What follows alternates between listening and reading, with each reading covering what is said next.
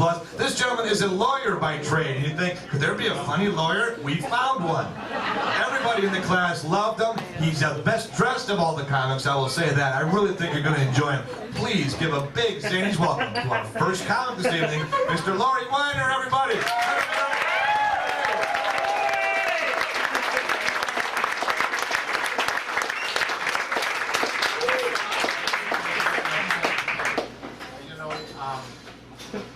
Scientists, if you haven't heard, have categorized getting old. Well, you should have learned this in class. It's supposed to stay out.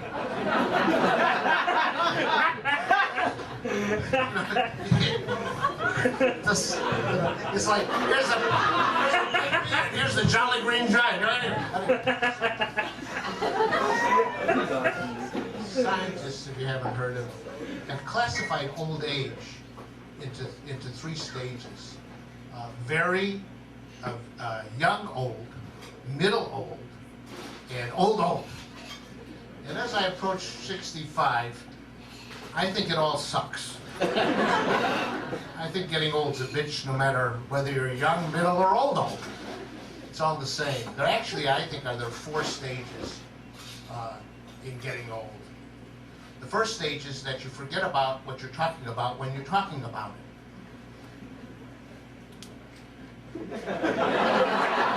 I waited a little too long on that, but it's okay.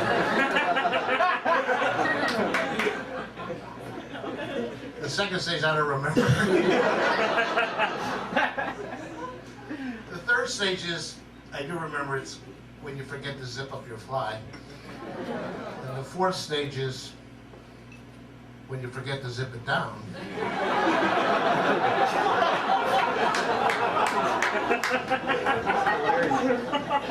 One of the nice things about getting old is you have children and grandchildren. I have 4 granddaughters, God bless them, and 3 were named after me.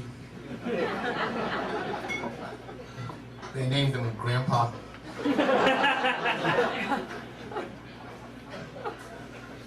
also have children. My son, God bless him, he said no matter how old you get, you can be old and senile, drooling, it doesn't matter. I'll be there for you. I'll even pick you up and I'll put you on the job. I said, son, I don't want you picking me up and putting me on the job. I want you picking me up and putting me on your mother.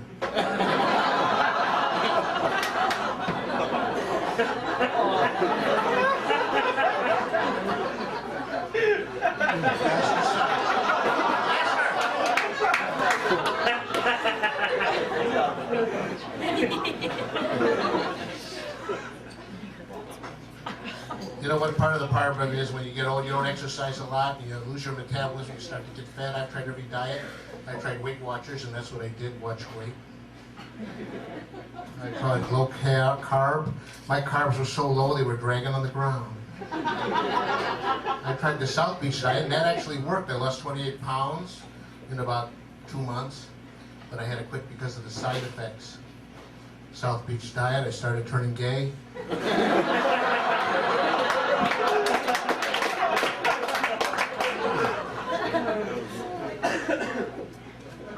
made a lot of new friends.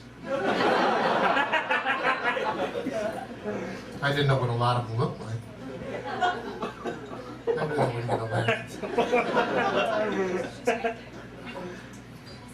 You know, also, you tend to get body parts replaced. I think I need 2 more parts. One is the brain in order to be fully replaced and become a cyborg.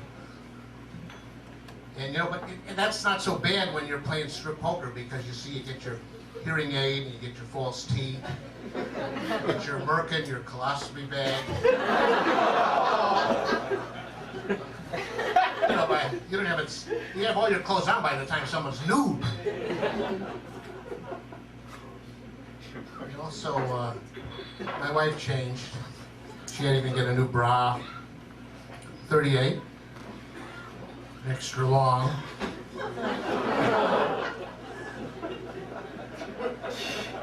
It's 38 extra long. That's like that. And we went to Mardi Gras. She got a whole lot of beads just by lifting her skirt. I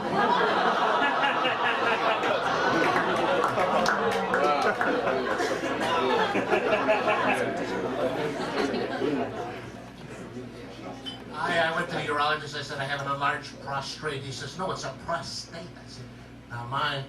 He said, why don't you try some Viagra? I says, you know, the last time I did that, being a lawyer, I just grew 2 inches taller. He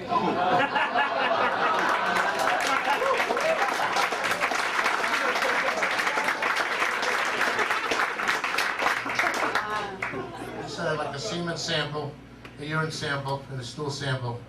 I just gave my underwear.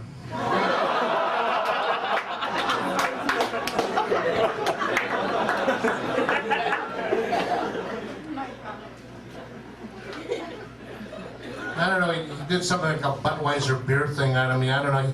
I think he took his left hand and he put it on my left shoulder. No. He took his right hand and he put it on my right. You know, the son of a...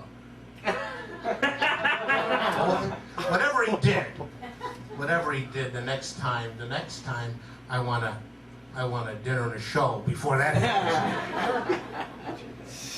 You know, before that I was worried about sex, you know? I mean, I thought that the only sex I'd have as an old man would be looking at the Nature Channel.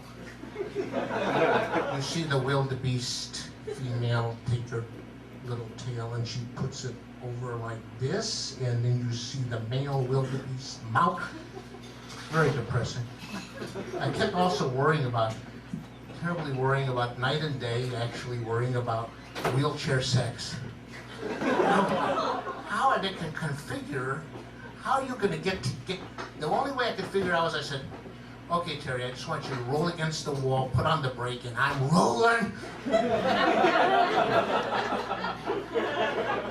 I didn't have to worry about that after the urologist and a couple little pills. And so I came home and my wife said, honey, let's go upstairs and have sex. I said, honey, it's one or the other.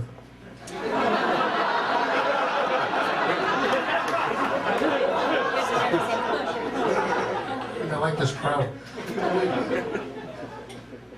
And we celebrate, we've had 35 years of happily married bliss. Yeah. My wife's here. All right.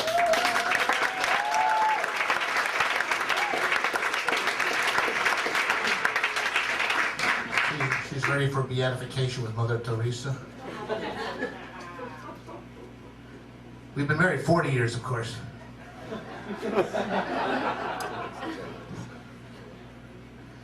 We had our 40th wedding anniversary, and my wife said, darling, she says, you know, tonight, we're married 40 years, your wishes might come in. I says, good. She said, is there something I do that I shouldn't do, or that I don't do that I should do? I says, yeah. She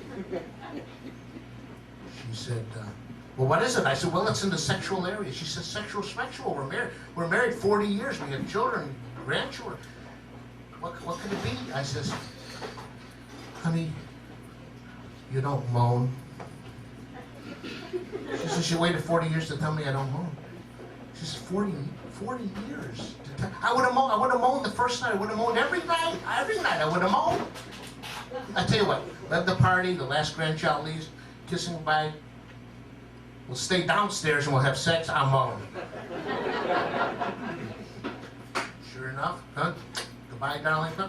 Bang, close, tore it off, start making love. He says, should I moan now, honey? I said, no, darling. Not yet. Well, a little further along, she says, should I moan now, Lori? I says, not yet, darling. Further, and we're just about it. She says, should I moan now, Lori? Now. I says, now, Terry, moan. She says, oy vey, what a day I've had.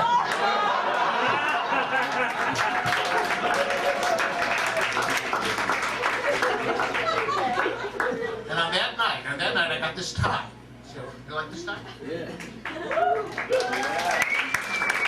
You know why I got this tie? Because that night, my wife said, I have a confession to make. 40 years we've been married. She said, said, what's the confession? She says, I was unfaithful. I said, I can't believe that. She says, I was. I said, when was that? She says, remember when we were first married? And we needed to buy the home. We needed the money from the mortgage company to put down on the home. And they turned you flat down, you know, you couldn't get it, and we couldn't get the home because our jobs weren't good enough, etc.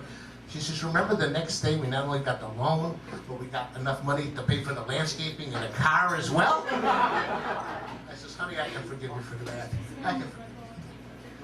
She says, well, there was one other time. I said, one other time? Yeah. What one was that? Well, remember when you were fired from your job? Yeah. And the next day, you were rehired with not only your job, but you got a promotion, a bigger office, and a raise? I said, yeah, I remember that. I can understand that, and I forgive you for that. She says, well, there was one last time. I said, this is incredible.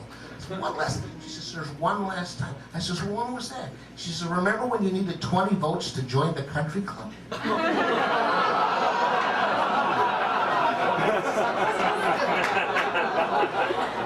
Actually, I figured out there are 4 stages of a person's life. If I can remember them. One is when you're young. One is like you guys. One is when you're middle-aged. The third is my you're looking good. And the fourth is doesn't he look peaceful? I don't ever understand why someone can be on a gurney, you know, on life support with last rites being administered, and the guy walks up, gee, you're looking good, Joe. You know, I don't understand. Hey, you know. 3 rules. You know, when you get old like me, there's 3 rules. I boil life down into 3 rules, actually, that you can live by. One is always, never pass a urinal. That's the first one. Never pass a urinal. The third is always use an erection. It may be your last. And the third is never, ever trust a fart. I hope that I've enjoyed this as much as you have.